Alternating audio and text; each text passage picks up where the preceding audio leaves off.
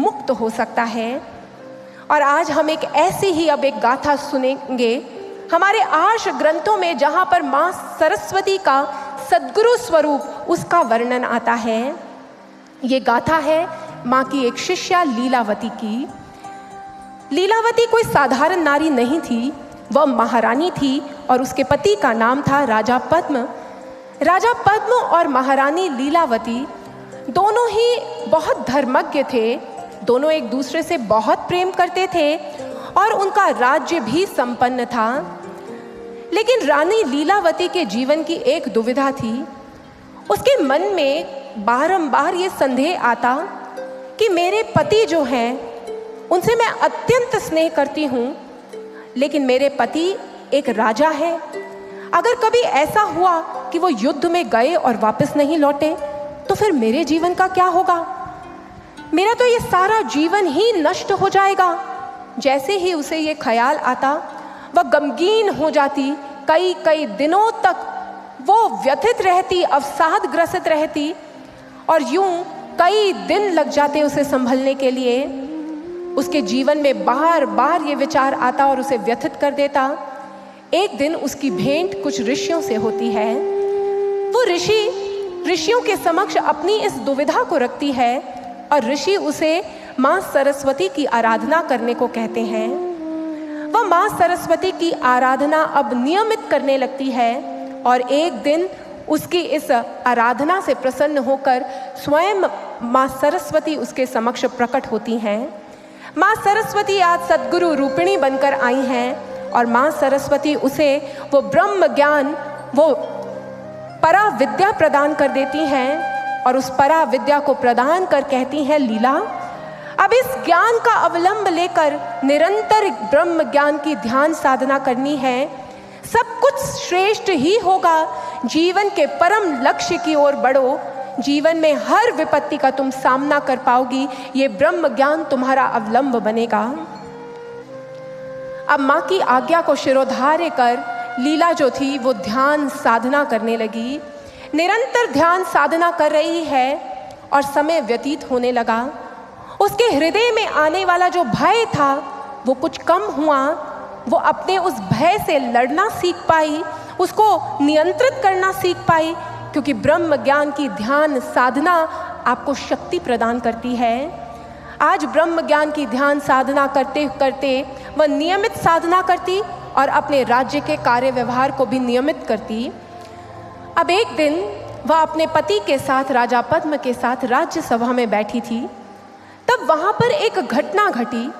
एकाएक वहाँ पर एक दूत दौड़ता हुआ आया और आज उसने आते ही राजा पद्म को प्रणाम किया और कहने लगा, राजन, हमारे राज्य पर भीषण संकट आया है।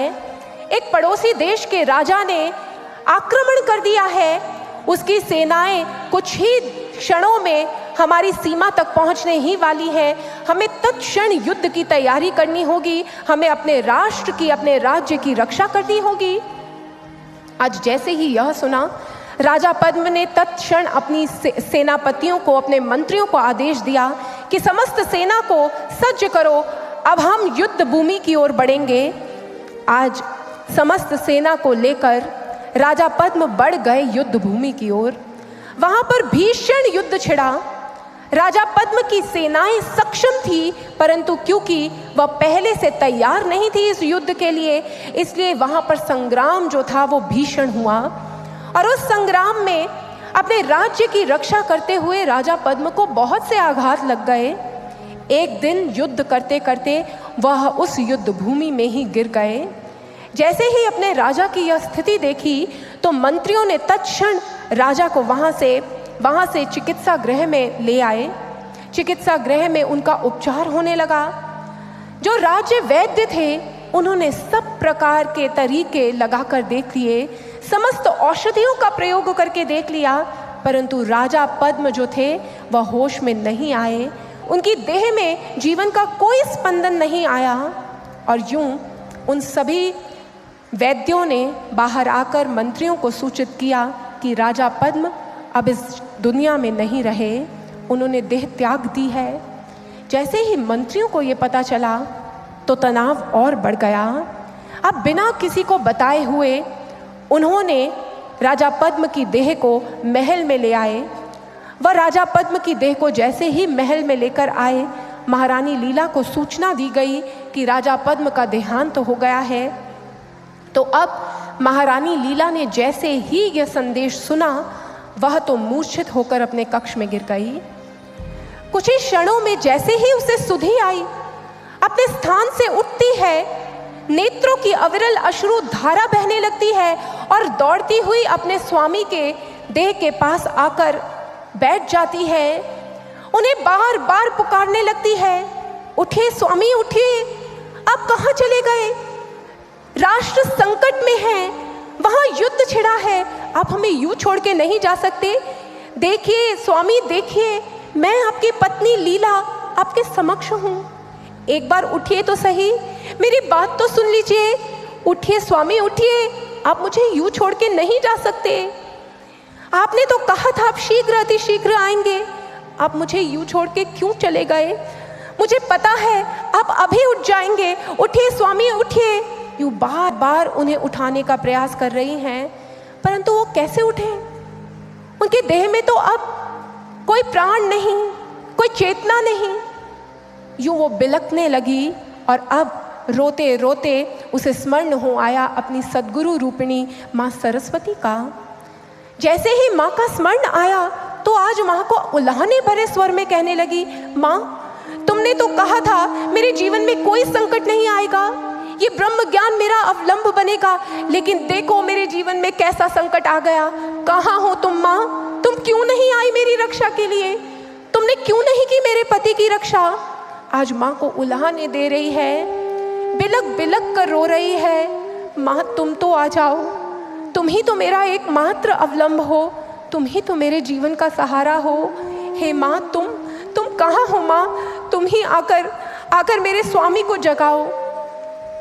आज जब लीला के हृदय से बारंबार ये स्वर उठा, जब उसने माँ को ऐसे आर्त भावों से पुकारा, तो वह सतगुरु जो अपने शिष्यों की हर एक बात को सुनते हैं, एक संसारिक बात तो सिर्फ 9 माह के लिए अपनी शिशु को अपने गर्भ में रखती हैं और उसके बाद आजीवन अपनी संतान को कोई भी क्षति आती है तो उसे एहसास हो जाता है।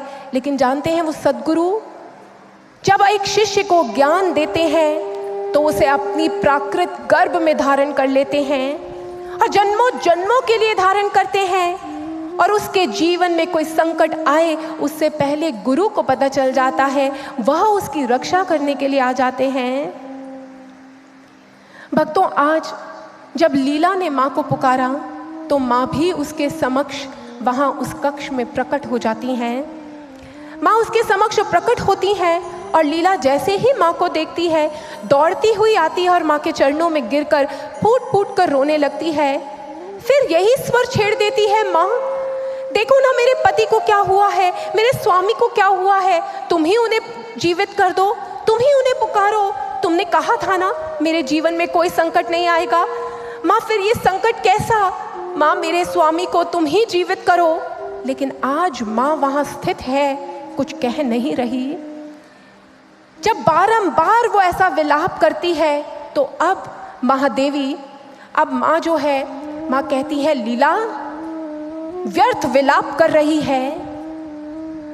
कठोर वचनों में आज उसे संबोधित करती है और कहती है, लीला क्या तू नहीं जानती जिसका जन्म हुआ है एक दिन उसकी मृत्यु होगी? ये कैसा विलाप कर रही है? भूल गई कि तेरी जो समस्त सेना है वो राज्य की रक्षा के लिए युद्धरत है? क्या इस समय तेरा यह कर्तव्य है कि तू यूं विलाप करे, अपने होशो हवास को खो दे? अपने कर्तव्य का पालन कर लीला। मैंने तुझे ये ब्रह्म ज्ञान दिया था इसलिए नहीं कि जीवन में संकट नहीं आएंगे, जो होना है वो तो होगा ही, लेकिन ये ब्रह्म ज्ञान का अवलंब लेगी तो हर परिस्थिति से जूझने की शक्ति तुझ में आएगी। लेकिन तूने तो इस ज्ञान को ही एक तरफ कर दिया। क्या कर रही है? आज माँ का एक एक शब्द जो है वो लीला के हृदय पर प्रहार की तरह लग रहा है। ऐसा प्रहार जो उसकी मूर्छा को, उसकी अज्ञानता को, उसके उस मोह को भंग कर रहा है। और अब लीला को समझ आ जाती है कि वो क्या कर रही है। उसे बोध हो जाता है कि माँ, आपने मुझे याद करा दिया मेरा कर्तव्य क्या है। सचमुच माँ, मैं व्यर्थ ही विलाप कर रही हूँ, पर मैं क्या करूँ?